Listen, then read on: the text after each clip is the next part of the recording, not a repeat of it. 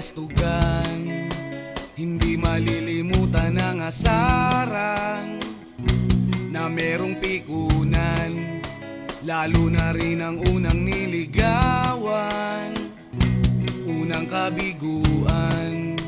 At dyan nasiseryoso ang usapan, ang pagdadamayan ng tunay at tapat na kaibigan.